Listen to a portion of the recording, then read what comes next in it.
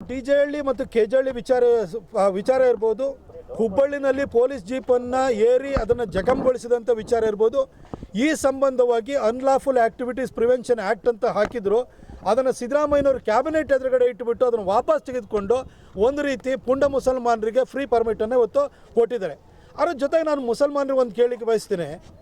ಯಾವುದೋ ಒಂದು ಪೋಸ್ಟನ್ನು ಹಾಕಿದ ಕೂಡಲೇ ನಿಮಗೆ ಇಷ್ಟೆಲ್ಲ ಸಿಟ್ಟು ಬರುತ್ತಲ್ಲ. ಡೆಲ್ಲಿನಲ್ಲಿ ಅರವಿಂದ್ ಕೇಜ್ರಿವಾಲ್ ಸೋತ್ರೆ ನೀವ್ಯಾಕೆ ಶೋಕಾಚರಣೆ ಮಾಡ್ತೀವಿ? ನೀವ್ಯಾಕೆ ನೀವು ರೊಚ್ಚಿಗೆ ಹೇಳ್ತೀರಿ? ನಿಮಗೆ ನಿಮ್ಮ ಮನೆ ಯಾಕೆ ಸೂತಕದ ಮನೆ ಆಗುತ್ತೆ? ಅರವಿಂದ್ ಕೇಜ್ರಿವಾಲ್ಗೂ ನಿಮ್ಗೆ ಏನು ಸಂಬಂಧ? ಆ ಸೋಲಿಗೆ ಸಂಬಂಧಪಟ್ಟ ಹಾಗೆ ಕಾಂಗ್ರೆಸ್ ಮತ್ತು ಅಲಯನ್ಸನ್ನು ಇಟ್ಕೊಂಡು 3 Idiots ಅಂತ ಹಾಕಿದ್ದಾರೆ. ಅದಕ್ಕೆ ನಿಮಗೆ ಯಾಕೆ ಇಷ್ಟೊಂದು ರೋಷ ಬರುತ್ತೆ ಅಂತ ಗೊತ್ತಾಗ್ತಿಲ್ವಲ್ಲ. ಅಂದರೆ ಕಾಂಗ್ರೆಸ್ ಗೆದ್ದರೆ ಮಾತ್ರ ನಿಮಗೆ ಖುಷಿ ಆಗೋಂಥದ್ದ? ಈ ಜನ ಕೊಡುವಂಥ ತೀರ್ಪಿಗೆ ನಿಮ್ಮ ಹತ್ರ ಏನು ಅದಕ್ಕೆ ಮನ್ನಣೆ ಇಲ್ವೋ ನಿಮ್ಮ ಹತ್ರ? ಯಾಕಾಗಿ ನಿಮಗೆ ಅರವಿಂದ್ ಕೇಜ್ರಿವಾಲ್ ಸೋತ್ ಕೂಡಲೇ ಉದಯಗಿರಿನಲ್ಲಿರುವಂಥ ಪುಂಡ ಮುಸಲ್ಮಾನರಿಗೆ ರೋಷ ಬರುತ್ತೆ? ಇದನ್ನು ನಾಗರಿಕ ಸಮಾಜ ಈ ರೀತಿಯ ಮನಸ್ಥಿತಿಗಳು ದೇಶದ ಎಲ್ಲ ಮೂಲೆಗಳನ್ನು ಕೂಡ ತಲೆ ಎತ್ತುತ್ತಾ ಇದ್ದಾವೆ. ಇದ್ರ ಬಗ್ಗೆ ಹಿಂದೂಗಳು ವಿಶೇಷವಾಗಿ ಎಚ್ಚೆತ್ತುಕೊಳ್ಬೇಕು ಅಂತ ನಾನು ಕೇಳ್ಕೊಳ್ತೀನಿ. ಕಲ್ಲು ತೂರಾಟ ಮಾಡುವಂಥದ್ದು ಹೆಚ್ಚು ಕಡಿಮೆ 6-7 ಚೀಲದಷ್ಟು ಕಲ್ಲು ಎಸ್ತಿರುವಂಥದ್ದು ಎಷ್ಟು ಬೇಗ ಸಂಘಟನೆಯಿಂದ ತಂದು ನಾವು ರಾಜು ಮರ್ಡರ್ ಕೇಸ್ ಆದ ನಂತರನೇ ಉದಯಗಿರಿ ಪೊಲೀಸ್ ಠಾಣೆ ವ್ಯಾಪ್ತಿನಲ್ಲಿ ಒಂದು ಕೂಂಬಿಂಗ್ ಆಪರೇಷನ್ನ ಮಾಡಿ ಮಸೀದಿಗಳನ್ನು ಕೂಡ ನೀವು ಜಪ್ತಿ ಮಾಡಿ ಎಲ್ಲ ರೀತಿಯ ಹತ್ಯಾರಗಳು ನೀವು ಅಲ್ಲಿಗೆ ಸಿಗ್ತವೆ ಅಂತ ನಾವು ಅವತ್ತೂ ಕೂಡ ಹೇಳಿದ್ದು. ಅವತ್ತೂ ಕೂಡ ಸಿದ್ದರಾಮಯ್ಯನವ್ರ ಸರ್ಕಾರನೇ ಇತ್ತು.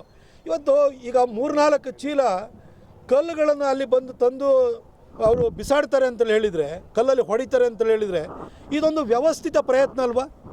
ಹೇಳಿ ಕೇಳಿ ಈ ಒಂದು ರಾಜು ಮರ್ಡರ್ ಕೇಸ್ನಲ್ಲಿ ಭಾಗಿಯಾಗಿರುವಂಥ ಅಬಿದ್ ಪಾಷನು ಕೂಡ ಇಲ್ಲೇ ಅಡಗಿದ್ದವನು.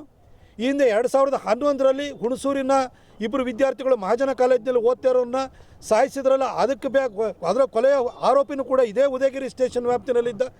ಹಾಗಾಗಿ ಉದಯಗಿರಿ ಪೊಲೀಸ್ ಸ್ಟೇಷನ್ ವ್ಯಾಪ್ತಿ ಮೊದಲಿಂದಲೂ ಕೂಡ ಹೈಲಿ ಸೆನ್ಸಿಟಿವ್ ಇದೆ. ಇಲ್ಲಿ ಎಲ್ಲ ರೀತಿಯ ಕಾನೂನು ಬಾಹಿರ ಕೃತ್ಯಗಳು ಸಂಭವಿಸ್ತವೆ.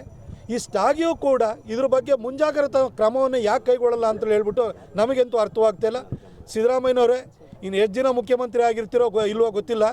ಆದರೆ ಈ ರೀತಿ ನಿಮ್ಮ ಮೂಗಿನ ಕೆಳಗಡೆ ಇರುವಂಥ ಮೈಸೂರಿನಲ್ಲೇ ಪೊಲೀಸ್ ಇಲಾಖೆ ಮೇಲೆ ಈ ರೀತಿ ಆಕ್ರಮಣ ಆಗುವಂಥದ್ದು ಇದು ನಿಮ್ಮ ಆಡಳಿತ ಎಷ್ಟು ರೀತಿ ವೈಫಲ್ಯವನ್ನು ತೋರ್ತಾ ಇದೆ ಅನ್ನೋದಕ್ಕೆ ನೀವು ಎಷ್ಟು ಅಸಮರ್ಥ ಮುಖ್ಯಮಂತ್ರಿ ಇದ್ದೀರಿ.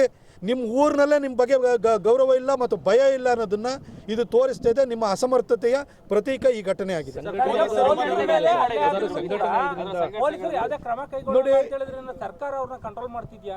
ನೋಡಿ, ಹಿಂದೆ KFD, PFI, SDPI ಅವರು ಈ ಭಾಗದಲ್ಲಿ ಯಾವ್ಯಾವ ರೀತಿ ಕೃತ್ಯಗಳನ್ನು ಮಾಡಿದಿರಿ ಅಂತ ನಿಮ್ಗೆ ಗೊತ್ತಿದೆ. ಏಕೆ ಸುರೇಶ್ ಅವ್ರನ್ನ ಕುತ್ತಿಗೆಯನ್ನು ಕೊಯ್ದಿದ್ದನ್ನು ನಾವು ನೋಡಿದ್ದೀವಿ. ರಾಜು ಮರ್ಡರ್ ಕೇಸ್ ಆಗಿರೋದನ್ನು ನಾವು ನೋಡಿದ್ದೀವಿ. ಹುಣಸೂರಿನ 2 ವಿದ್ಯಾರ್ಥಿಗಳು ಮಹಾಜನ ಕಾಲೇಜು ವಿದ್ಯಾರ್ಥಿಗಳನ್ನು ಹತ್ಯೆ ಮಾಡಿದವನು ಕೂಡ ಇದೆ ಉದಯಗಿರಿ ಸ್ಟೇಷನ್ ಆಗಿದ್ದಾರೆ. ಇವತ್ತು ಮೈಸೂರಿನಲ್ಲಿ ಯಾವುದೇ ಕಾನೂನು ಬಾಹಿರ ಕೃತ್ಯವನ್ನು ನಡೆಯಲಿ ಅದಕ್ಕೊಂದು ಉದಯಗಿರಿ ನಂಟಿರುತ್ತೆ. ಹಾಗಾಗಿ ಉದಯಗಿರಿನಲ್ಲಿ ಈ ಎಲ್ಲ ಸಂಘಟನೆಗಳು ಇದ್ದಾವೆ. KFD, PFI ಇವನ್ನ ಈ ಸಂಘಟನೆಗಳ ಎಲ್ಲ ಕಾರ್ಯಕರ್ತರು. ಇದು ರೈಟ್ ನ್ಯೂಸ್.